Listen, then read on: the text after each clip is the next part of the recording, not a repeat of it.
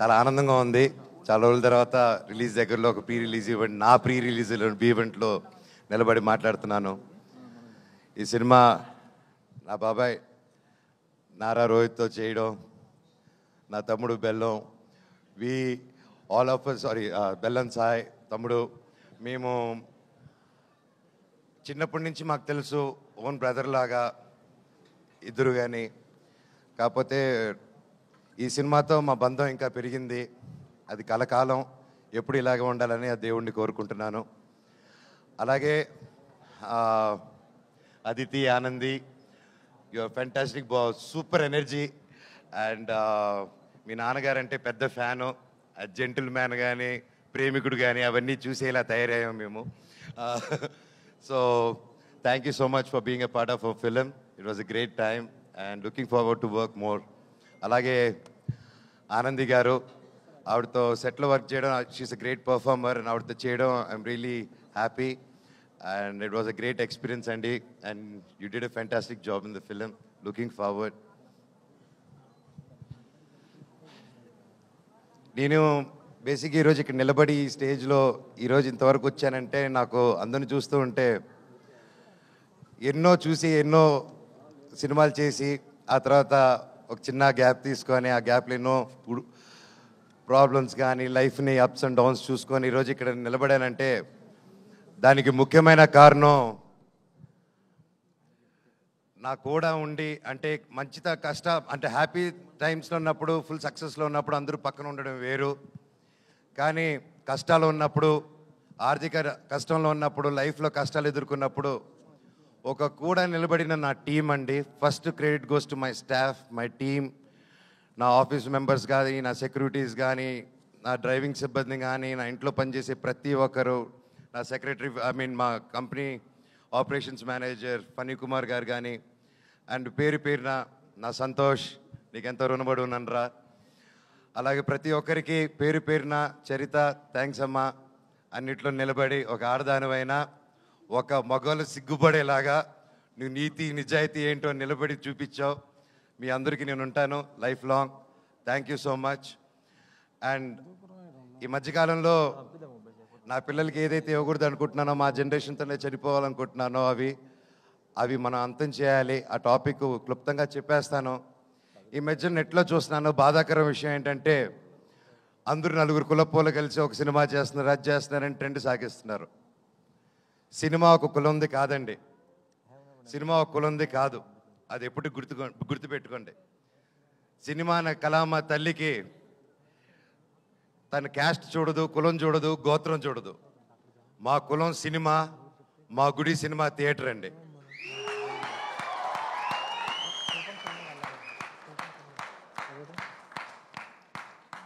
Cinema ticket చిరిగేటప్పుడు ఇది రెడ్డి సినిమానా, కమ్మ సినిమానా, కాపు సినిమానా, క్రిస్టియన్ సినిమానా, హిందూ సినిమానా, ఎవరి సినిమా అని చూడరు. సూర్య గారు ఎవరండి, ఎక్కడి నుంచి వచ్చారు, ఆయన క్యాస్ట్ ఏంటి, మన తెలుగు సినిమాలు ఎవరు ఎక్కడి నుంచి వచ్చి టాలెంట్ ఉన్నా నెత్తి మీద పెట్టుకుంటామండి మనం. అంత గొప్ప ఇండస్ట్రీ మంది. మన సందీప్ రెడ్డి వంగ గారు ఎవరండి, మన తెలంగాణ ఆయన. అక్కడ బాంబేలో ఆయన జాటనా, కపూరనా ఏమని చూసి ఆయన అక్కడ నెత్తి మీద పెట్టుకున్నారు.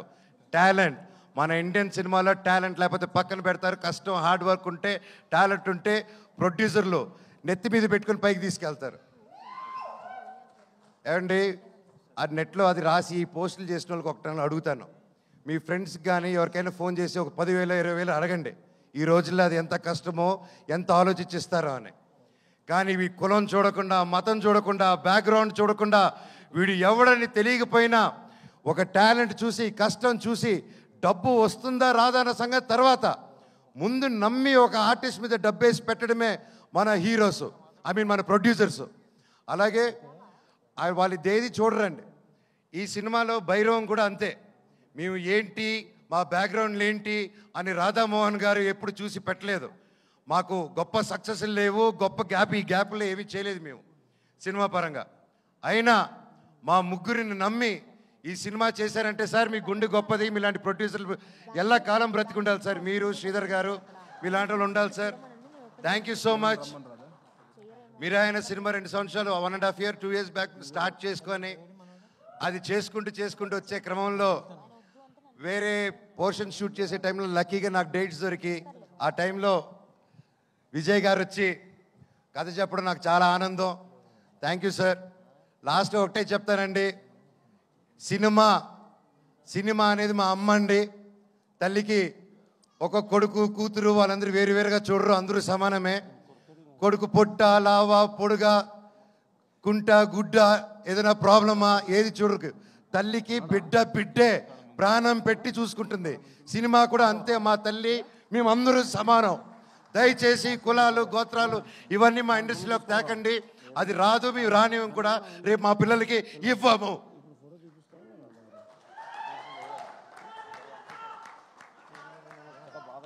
అద్భుతంగా తమ్ముడు కరెంటు తీగ ఇక్కడ.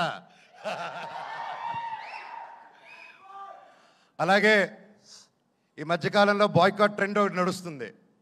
అది చూశాను. అది చూసి ఎందుకు, బట్ అది నాకు మాట్లాడాల్సిన అవసరం, సో అది చెప్తాను. నాకు అది చెప్పకముందు నా డైరెక్టర్ గారి గురించి ఒకటి చెప్పాలి. విజయ్ గారు ఇది most confident, most hard working, most మనసు పెట్టి డెడికేటెడ్గా ఒక అబద్ధాలు చెప్పకుండా 10 మందికి సేవ చేసుకుంటూ బ్రతికేదే మా డైరెక్టర్ గారు అండ్ హిస్ టీమ్. ఇప్పుడు మా డైరెక్టర్ గారిని ఎప్పుడో ఎవరో ఏదో పోస్ట్ పెట్టారో పెట్టలేదో తెలియదు, హ్యాక్ అయింది అంటున్నారు. సో అలాంటిది ఒక ట్రెండ్ది తీసుకొచ్చి దాన్ని ఒక ట్యాగ్ చేసి ఇంతమంది కష్టపడిన సినిమాని ఆ పోస్ట్ నిజమో కాదో తెలియదు, ఆ తెలియని కూడా ఆయన అలా ట్యాగ్ చేసి, ఆయన ఒకటి చెప్తానండి ఈరోజు సభాముఖంగా, నేను లేకపోతే నేను చెప్పను అలాగా. ఆయన పవన్ కళ్యాణ్ గారికి చిరంజీవి గారికి వీరాభిమాని అండి. ఆయన కానీ అనిల్ రావుపూడి గారు కానీ, రేపు అనిల్ రావుపూడి గారి సినిమా తీస్తున్నారు, చూడండి ఏ రేంజ్లో తీస్తున్నారో, నాకు తెలిసి ఎంత బాగా తీస్తున్నారు. మాకు ఒక ఫ్యాన్ బాయ్ సినిమా ఎలా తీస్తారో, ఒక ఫ్యాన్ బాయ్ ఆయన హీరోతో సినిమా తీస్తే ఎంత బాగా వస్తుందో మనకు తెలుసు. అలాగే ఆయనకి ప్రేమ లేకపోయింటే ఒక 2 సూపర్ హిట్లు ఇచ్చి 3వ సినిమా ఇంత పెద్ద సినిమా చేసే టైంలో ఆయన వెళ్ళి ఉస్తాద్ భగత్ సింగ్ని 2nd యూనిట్ డైరెక్ట్గా చేస్తాను, నాకు ఒక్క సీన్ ఇవ్వండి పవన్ కళ్యాణ్ గారిని డైరెక్ట్ చేయని ఆయన డబ్బు కోసం చేయలేదు, ఏదో ఒక పేరు వచ్చేయాలని చేయలేదు. అది ఒక ప్యూర్ ప్యాషన్ అండి. ఏమంటే నేను ఒకటే చెప్తాను, ఆయన మెగా ఫ్యాన్స్లో ఒకరు. అండ్ అది నేను గర్వంగా చెప్తాను ఆయన గురించి. ఈరోజు ఒకరిని అభిమానించి ప్రేమించి జీవితాంతా ఆరాధించి అందరూ ఒక గ్యాంగ్గా ఉన్నప్పుడు సడన్గా అందరు తిరగబడి అందరు నిన్ను ఒక్కడిని చేసి నేను ఒక అన్ని తప్పుడు మాటలు చెప్తుంటే నీ గురించి అది ఎంత కష్టమేస్తుందో, ఎంత ఒక మనిషి క్షీణించిపోతాడో అది పడేవాడికి నాకు తెలుసండి. ఈరోజు మా డైరెక్టర్ గారిది కూడా అదే పరిస్థితి నాకు తెలుసు. గత 2 రోజులుగా ఇంక ఎవరైనా పట్టించుకున్నాడు, ఆయన డోంట్ కేర్ అనే వ్యక్తి. ఆయన సొంత కుటుంబం అనే మెగా ఫ్యాన్స్ ఆయన మీద అంటుంటే ఆయన అలా డల్గా అయిపోతే నేను అది చూడలేకపోతున్నాను. డైరెక్టర్ గారు మీది మంచి మనసు, మీరేంటో మా అందరికీ తెలుసు. అండ్ నేను చెప్తున్నా, సినిమా లవర్స్ ఎవరు, ఏ రాష్ట్రం నుంచి హీరో వచ్చాడు, తమిళ హీరోనా కన్నడ హీరోనా ఏది చూడకుండా, తమిళ సినిమానా తెలుగు సినిమానా చూడకుండా, క్యాస్ట్ చూడకుండా కంటెంట్ బాగుంటే సూపర్ హిట్ చేసేదే మన తెలుగు ఫిలిం ఇండస్ట్రీ.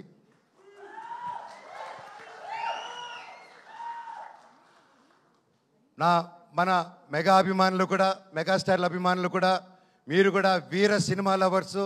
మీరు ఎంత పెద్ద పిల్లరో ఒక సినిమా ఇండస్ట్రీకి అందరికీ తెలుసు. మీరు కూడా మా అందరికీ సపోర్ట్ చేయాలి.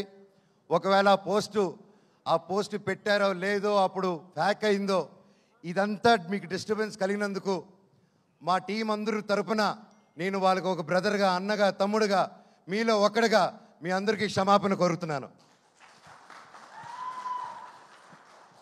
సినిమా ఒక్కరిది కాదండి, ఎంతో వందల మంది చేతులు కలిపితేనే ఒక సినిమా తయారవుతుంది. ఈరోజు మేమంతా కలిపి స్టేజ్ మీదకి వచ్చాము. మమ్మల్ని మీరు దీవించండి.